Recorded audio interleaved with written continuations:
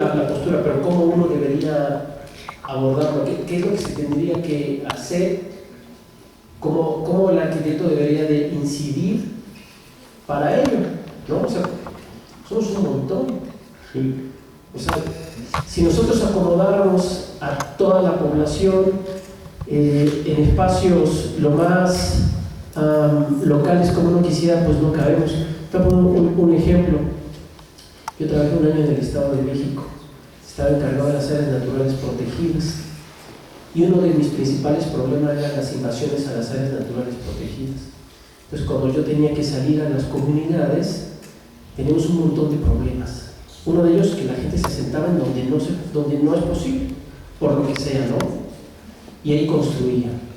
Pero además, en las comunidades tenemos el problema de cómo satisfacer las demandas de la comunidad.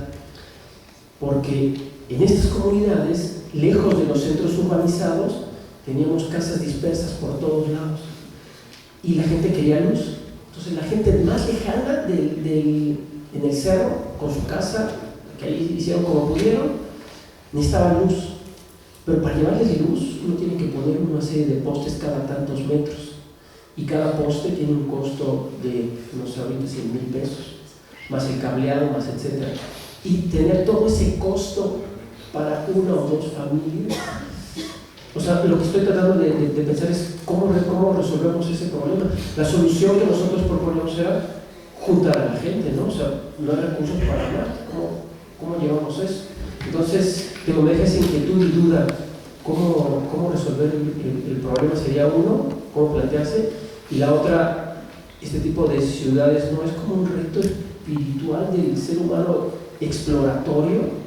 Ese es mi comentario. Okay. A ver si la comprendí bien la pregunta y reflexión. El arquitecto tiene una gran tarea y grandes desafíos. Y te hablo en específico de México, concientizar a la gente que es importante edificar y diseñar de la mano de los especialistas. Lo vimos en el sismo, las edificaciones que se cayeron. Yo por eso les digo a mis alumnos, tenemos que concientizar a aquellos que no están cercanos a nuestra disciplina, y por eso ese énfasis en los valores éticos, ¿no? La arquitectura no es una mercancía, de ahí partimos. La arquitectura es espíritu, es vida. Yo tengo que comer, ciertamente, y tengo que trabajar para ello. Habría que encontrar nuevas formas que permitan este sistema tan rapaz, tan infame, que es la globalización y sobre todo el neoliberalismo, de encontrar soluciones del entorno y particulares. El gran problema que yo le veo a las ciudades, se generaliza y es un urbanismo globalizado, y lo entiendo desde la economía urbana, que yo lo he estudiado mucho, y por eso mencionan la redensificación de espacios y estas soluciones urbanas desde esta perspectiva económica que se le pueden dar a las ciudades. El problema que yo he analizado, es un tema que estoy llevando para el doctorado, es que como se perdió la identidad y no se respetó las condiciones específicas a través de estos, y sobre todo el Banco Mundial y el Fondo Monetario Internacional, que promovieron las ciudades horizontales y verticales, se generó justamente el crecimiento de la mancha urbana, la explotación de los recursos naturales, la falta de servicios, el hacinamiento, el abandono también, porque lo veían como un comercio. Aquí en Xochitepec que hay un fraccionamiento que se llama Los Laureles, 3.500 viviendas. De esas 3.500 viviendas, cuando hicimos el estudio, había 200 viviendas ocupadas. Las demás eran de fin de semana y algunas otras ya las recogió el Infonavit, pero ya no las pagaron. Entonces son problemáticas. Creo que no hay una postura general para solucionar lo que me dices, sino casos particulares que en el entorno y desde el punto de vista de la arquitectura misma, quienes serán los encargados de atender estos problemas, les den soluciones específicas. No estoy perdiendo la globalización, porque tiene cosas buenas, pero regionalizar y atender desde una visión local con conexión global creo que nos ayudaría. a entender un poco más este fenómeno de, pues también de densificación y de explosión demográfica, ¿no? Los chinos ahora, hay un ejemplo que me interesa mucho, que están creando ciudades fantasma, ¿no? Están generando una esfera inmobiliaria y construyen y construyen y construyen y construyen y están vacías las ciudades. Hay varios ejemplos ahí. Entonces yo creo que desde, si es que más o menos ahí voy en la pregunta que estoy tratando, tendremos que atender por casos específicos. Colombia no es lo mismo que México, México no es lo mismo que Estados Unidos. Clima, región, geografía te marcan la pauta y desde esa postura generar soluciones, pero sobre todo soluciones que vayan de la mano con políticas públicas, generación de espacio público, de accesibilidad, de reducción. Fíjate cómo se atiende el problema, y uno muy sencillo aquí que creo que todo el mundo lo conoce: galerías. Galerías son 2 niveles, pero tiene 6 niveles de estacionamiento. Es más el área construida para el auto que para el ser humano, por reglamento. Entonces desde ahí incide que generemos políticas públicas que permitan la reducción del uso de movilidad motorizada, que además generan contaminación visual, auditiva y ambiental, y generar políticas públicas que no se globalicen. No podemos globalizar las políticas públicas, y eso es en pocas palabras lo que te quería decir. Se generalizó en Latinoamérica este problema fenomenológico de ciudades horizontales, de expansión de la mancha urbana, de la implementación del capital para obtener netamente utilidad.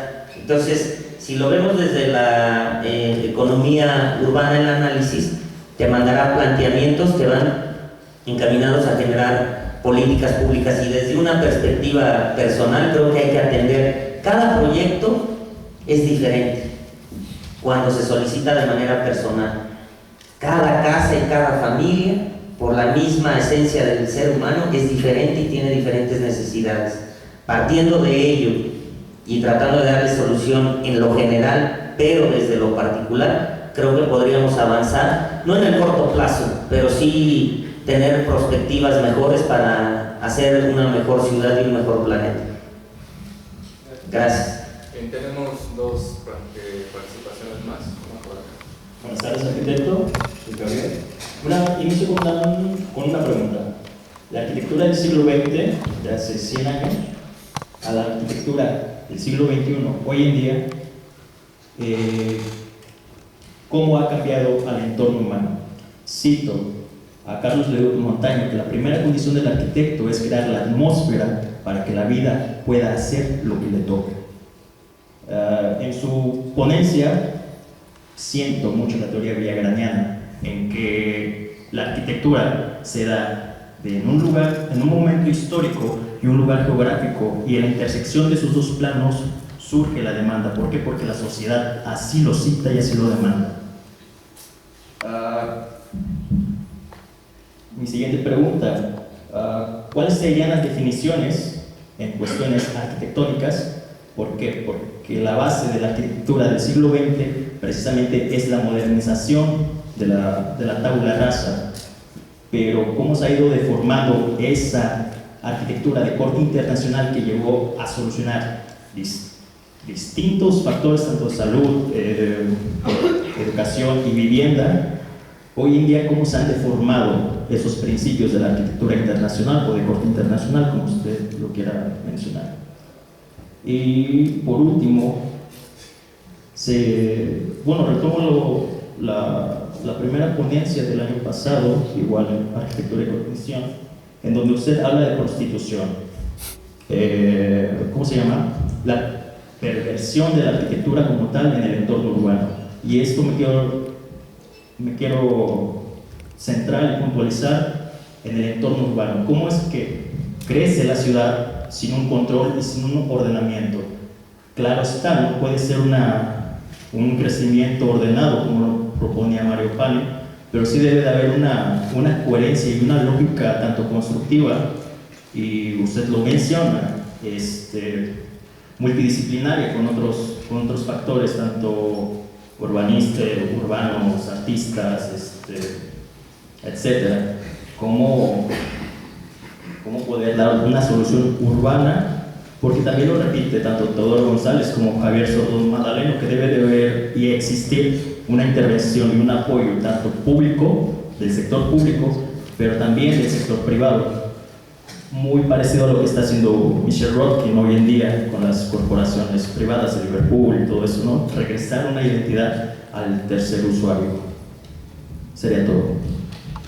Ok, sí, esta ponencia, bien lo dices, tiene mucha esencia de Villagrán, a quien considero el padre de la teoría arquitectónica en México, ¿no? Un gran teórico fundamentalista de lo que es y debería de ser la arquitectura para la vida misma. Creo que el urbanismo, como de hecho es mi tema para el doctorado, el urbanismo como mecanismo de transformación de la arquitectura para el siglo XX es un factor importante. El tema es que las políticas y en general la cultura globalizada aísla a la arquitectura. Entonces, ¿cómo se transforma a partir de la arquitectura la vida misma? Es que la arquitectura se aísla y la construcción transforma la esencia misma del capital, que esa es la intención que yo entredejo ver en este análisis que estoy realizando. O sea, la ciudad ya no es para el ser humano, la ciudad es para el dinero.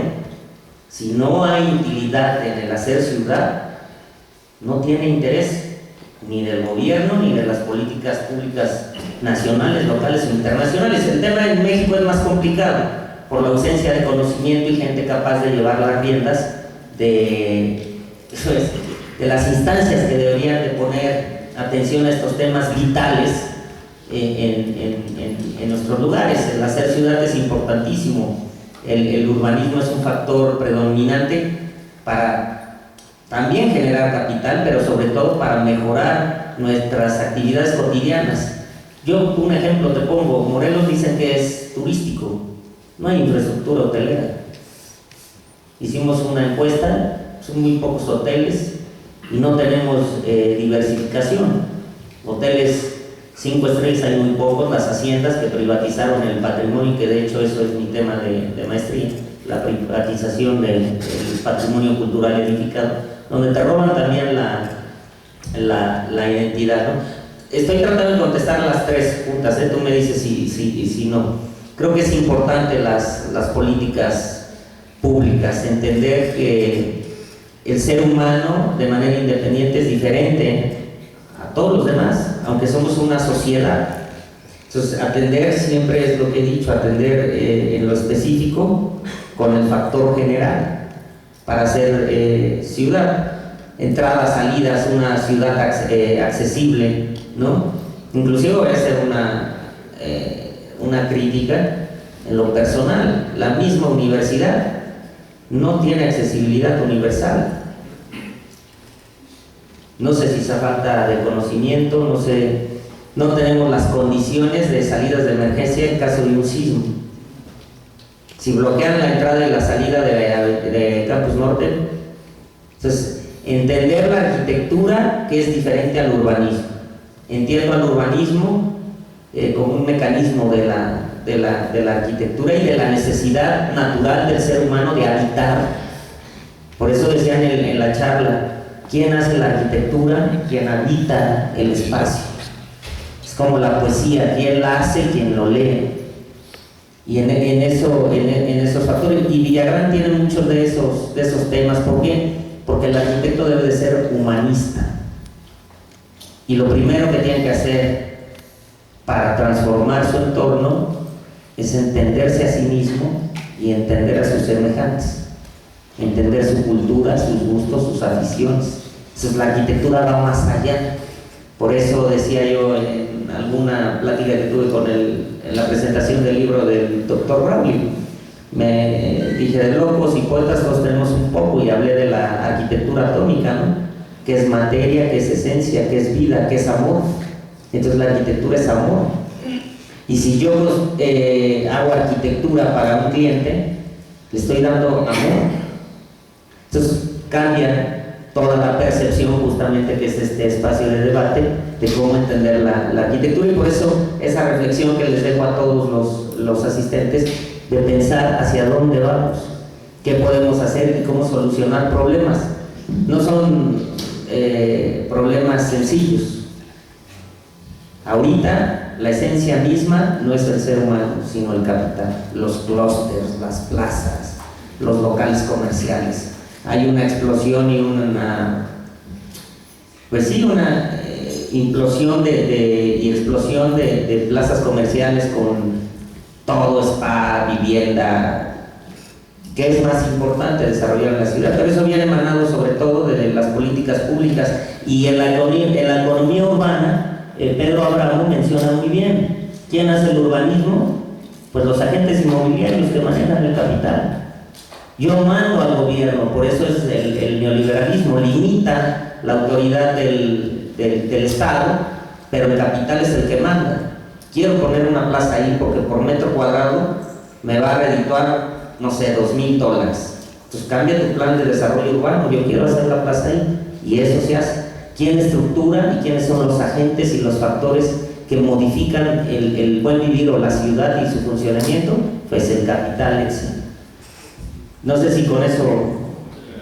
Gracias. Bien, pasamos a la última pregunta. Nada más una moción, les pedimos una sola pregunta para que también los ponentes puedan responder en consecuencia brevemente. Alex. Lo mío es muy breve, en realidad es solamente un comentario que me surge a partir de su presentación, y bueno, es un poco sobre esta idea de que la arquitectura pues es también una manifestación del poder, ¿no? El ser humano tiene en su naturaleza esa necesidad de cambiar la materia, y a través de esa manipulación de la materia demostrar su poder, ¿no? Y ¿a quiénes? Pues ante los mismos seres humanos, ¿no? Es decir, somos, y aquí lo ligaría a la biología, ¿no? Y a la presentación del doctor Germán, un poco en nuestros genes pues está ya determinado el hecho de que tenemos esa necesidad de demostrar el poder, ¿no? Y el poder, como lo vemos ahora, pues como dices, en las plazas, en los edificios, los rascacielos, los clústeres. Entonces, bueno, eso es un comentario, y pues muchas gracias por ponérselo. Gracias. Nada más como último comentario. Desde tiempos ancestrales, ¿no? Tenemos Teotihuacán. El ser humano trae en el ADN el dominio mismo, ¿no? De la misma raza. Entonces está Teotihuacán, está Chichén Itzá, que se refleja, y es por eso la arquitectura es así. Ahora se maneja en un tiempo y en un espacio específico, pero además la arquitectura es el libro de la humanidad. Uno interpreta cómo fue esa cultura a través del legado material, también inmaterial obviamente, que nos deja para entender lo que fue, lo que es y lo que somos y seremos. Pues muchas gracias por su atención.